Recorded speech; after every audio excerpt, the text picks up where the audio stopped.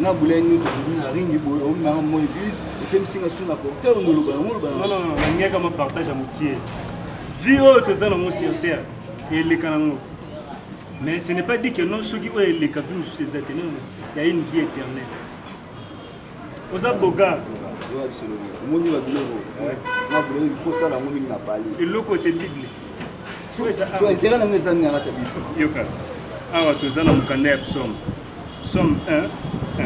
Heureux l'homme qui ne marche pas selon les conseils des méchants, qui ne s'arrête pas sur la voie du pécheur.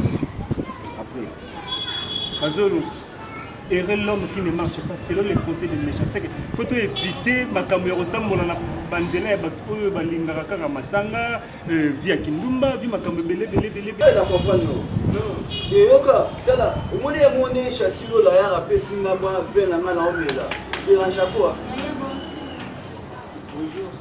omoni nga mpe nalinga otanga eloko osimbio nga nayeba otanga nga natanga makasi la bible oyo osimbio oyebango kasi namona yoka omwebino tala soza kindoki ya kosala défense te nayeba paster yo obengana kindoki boyedeni je suis pas pasteur bozana nazaka ka mundimi simple abo simbi yango po eza mpona biso nyonso ese nga mpe naotanga tete nga mpe naotanga nga natanga makasi kosala bajete bible oyo grande sere nanga propre moto apesanga yango mpo natangaka gisele lettre seke ntango otanga yango ozotanga yango kaka pamba te ozotanga nde makomi ya nzambe ok oyebi nde batanga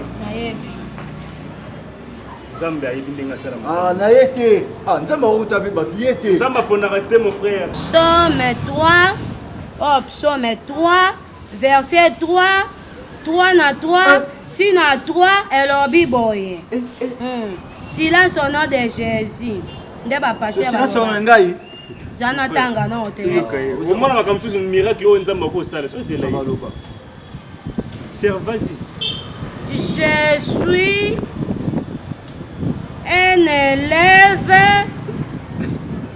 de la classe des salles et mon pasteur m'étudie à tout moment et jusqu'à 10 et mon pasteur qui s'appelle Nani papa zana te na sisa nonga na otanga silence s'il vous plaît je lis la parole du Seigneur il s'appelle Abedachou na Bible ça. Oh la longa mbongo. Oh bongo ni na Abedachou te. Abedachou na Bible. Oh kasi ye ni.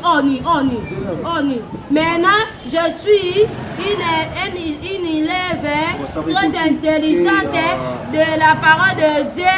Je vous en prie, je vous remercie. Fermez les yeux, on va prier parce que boyo ki de ali lo banza be bongo te. Bon, biso na toloba. Bon. Quand on a bien bon merci. Ok ouais. Quand tu sais pas si tu as Bible dans ma boque, bon ça kaito bonde. Nzambe na tiki mokola lelo, ya bana na yo, nzambe moni nde toza boye. Ngakutunda moni azanga na baboti siko. Na kena ka ba yo na danser ça na sutu na ke.